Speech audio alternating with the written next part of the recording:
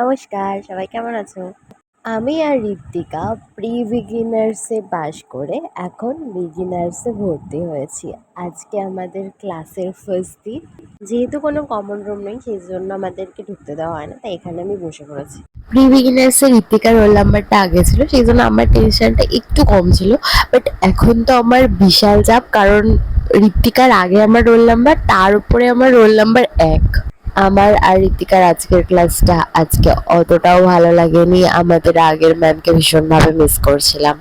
আমার এই ইয়েলো কালারটা শেষ হয়ে গেছিলো, সেই জন্য এটা নিয়ে নিলাম। আর বুকমার্ক বানানোর জন্য কটা পেপার নিলাম। সুপ্রীতি একটা খাতা, দুটো পেন নিল, আর ঋতিকাও একটা খাতা নিল। সুপ্রীতির এই শার্টটা পছন্দ হয়েছে, এটার প্রাইস 100 টাকা। বাট আমরা ভালো করে দেখলাম শার্টটা পুরনো।